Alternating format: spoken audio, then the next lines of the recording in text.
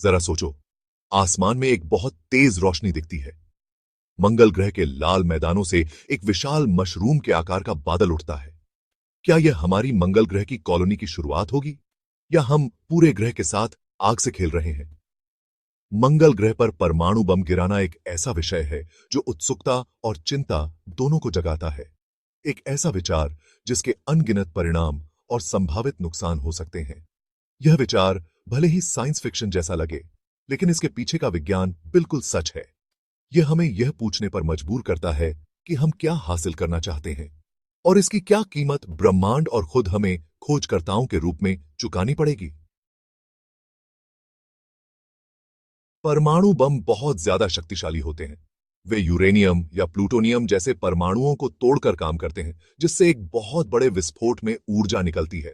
इसे ऐसे समझो जैसे अचानक से एक कसकर बंधे हुए स्प्रिंग को खोल दिया जाए, लेकिन यह स्प्रिंग एक परमाणु की ऊर्जा को पकड़े हुए है। इससे निकलने वाली गर्मी सूर्य के केंद्र से भी ज्यादा गर्म होती है, जो आसपास की हर चीज को भाप बना देती है। एक शॉकवेव सुपरसोनिक गति से यात्रा करती है, जो अपने रास्ते में आने वाली हर चीज को चपटा कर देती है। लेकिन असली खतरा तो अदृश्य रेडियोधर्मी कणों से होता है, जो आसपास के क्षेत्र को आने वाले कई सालों तक दूषित करते हैं। पृथ्वी पर ये हथियार कैसे काम करते हैं, यह समझना मंगल ग्रह पर होने वाले संभावित नुकसान को समझने की दिशा में पहला कदम है।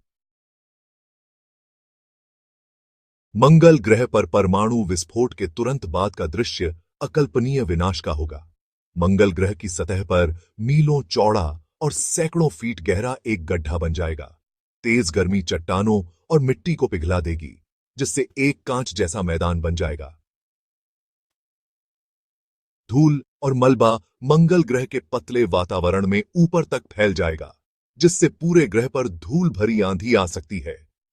विकिरण का स्तर बहुत ज्यादा बढ़ जाएगा, जिससे विस्फोट वाली जगह और आसपास के क्षेत्र किसी भी प्रकार के जीवन, यहां तक कि सूक्ष्म जीवों के लिए भी घातक हो जाएंगे। सवाल यह है कि क्या यह विनाशकारी शक्ति ही हमें किसी ग्रह को बदलने के लिए चाहिए? भाग 4। क्या मंगल के लिए नया वातावरण बनाया जा सकता है? कुछ वैज्ञानिकों का मानना है कि मंगल पर परमाणु बम गिराना ग्रह को पृथ्वी जैसा बनाने का एक तरीका हो सकता है। विस्फोटों से ध्रुवीय बर्फ की चोटियों और मंगल की मिट्टी में फंसी कार्बन डाइऑक्साइड निकल सकती है। घना वातावरण ज्यादा गर्मी को रोक सकता है, जिससे ग्रीन हाउस प्रभाव पैदा हो सकता है। हालांकि यह अटकलें हैं और दीर्घकालिक प्रभाव अनिश्चित हैं। इस तरीके में बहुत जोखिम है और नैतिक निहितार्थ गंभीर हैं। भाग 5। पृथ्वी के परमाणु अतीत की यादें। परमाणु हथियारों के विनाशकारी प्रभावों को समझने के लिए हमें बहुत दूर देखने की जरूरत नहीं है। 20वीं सदी के दौरान किए गए परमाणु परीक्षणों के निशान आज भी पृथ्वी पर मौजूद हैं। इन परीक्षणों ने रेडियोधर्मी बंजर भूमि, दूषित जल स्रोत और आसपास की आबादी में कैंसर की दरों में वृद्धि की है। फिर भी एक सकारात्मक पहलू भी है। इन परीक्षणों ने विकिरण की हमारी समझ को आगे बढ़ाया, जिससे चिकित्सा में प्रगति हुई और सुरक्षा नियम बने। हमने शांतिपूर्ण उद्देश्यों जैसे कि परमाणु ऊर्जा के लिए परमाणु की शक्ति का उपयोग करना सीखा। सवाल यह है कि क्या हम पृथ्वी पर की गई अपनी गलतियों से सीखकर मंगल ग्रह के बारे में जिम्मेदारी से चुनाव कर सकते हैं? भाग 6। मंगल, एक नई शुरुआत या एक सबक। मंगल ग्रह पर परमाणु बम गिराने की संभावना इससे ज्यादा सवाल खड़े करती है जितने जवाब देती है। हालांकि लाल ग्रह को रहने लायक बनाने का विचार लुभावना है, लेकिन इसके संभावित परिणामों को नजरअंदाज नहीं किया जा सकता है। हमें सावधानी से आगे बढ़ना चाहिए, खुली बातचीत करनी चाहिए और नैतिक बातों पर विचार करना चाहिए।